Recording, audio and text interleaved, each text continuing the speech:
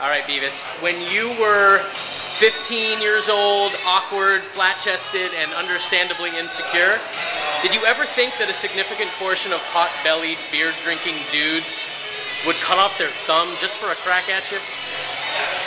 I only hoped. I see. So it did cross your mind, and it gave you a reason to hold on and continue developing. First of all, when I was 15, I was beautiful. There's nothing about this that was ever awkward. Well, when you talk to... Flat-chested or... what was the other thing? Awkward, flat-chested, understandably insecure. Oh, no. Picture of security right Well, here. because when you talk to supermodels, they're always like, oh, I was awkward, I didn't have a date for the prom, my friend signed me up for a modeling search, I don't know. You're saying, no, I was hot. No, I was train wreck at 15. I was homeschooled. Come on. My only friend was my mom. Hey, Mom, does this outfit look good? No. Colin Kaminsky, brewmaster, Downtown Joe's. You know him, you love him, and now he's going to answer some questions for you guys. Colin, how many different pale ales have been on tap at Joe's over the years? Oh, well, it depends on what you call different names. Maybe about 7 different names over the years. What about recipes? I don't think we've ever made the same recipe more than 2 or 3 times. Really? So the recipe's always evolved. Always changing. Yeah, okay. we write down our recipe every morning for every beer, and when we do it, we taste the last recipe and decide if there's anything we want to change. We want a little bit more hoppy, a little bit less hoppy. What do we want? And so that's what we do, and it's worked well for us. That way our beers don't get stuck in a rut. They're always evolving. What inspired you to work with Tasty on this latest collaboration? A great guy who makes great beer. What better collaborator can you get than that? He shares his knowledge generously, which I like to do as well. So it was a good team effort for us both. All right, man, the myth. Justin Crossley, how did this live broadcast from Joe's compare to all the many others you've done before? This one was awesome. We had Push Eject here to help us with the live sound, and that's been an issue out here. Plus, we had a ton of people out to taste Tasty's beer, so this one was a lot of fun. I enjoyed it. With all this talk about a new beer for Joe's, do you ever wish you didn't suck at brewing and could join in on the fun? Yeah, that's a good question.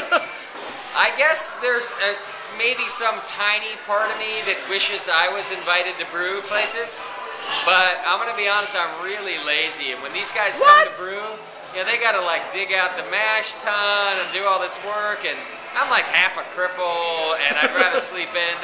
You know what time they start brewing? What time? Sometimes as early as like 10 in the morning. What?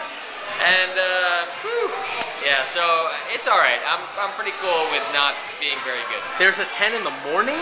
10 in the morning. Because I know, like, the evening time. No, I know. There was this one time that I saw 10:30 in the morning. What? And it was like just barely light outside as far as I could tell. It was weird. Another great show from Downtown Joe's. Show's great. Yeah. Yeah. Tasty, I want to know how long you and Colin have been talking about this pale ale collaboration. Well, he'd been asking me for some number of months, and I was busy and stuff like that. But finally, he made an attempt, and I said, sure, let's do that.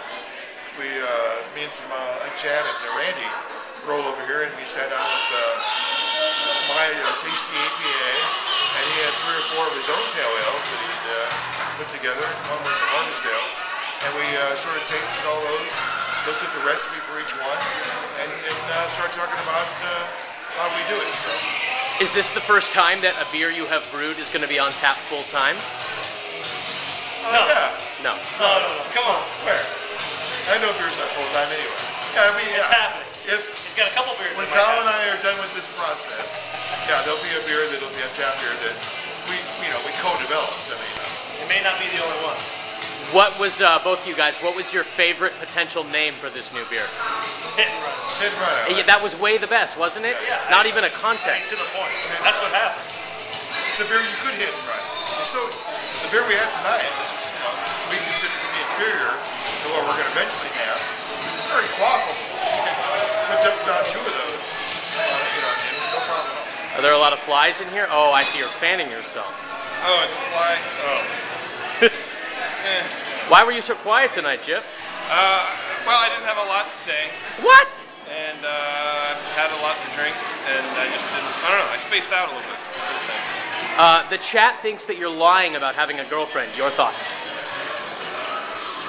I don't care. The chat says a lot of dumb shit. Dumb shit.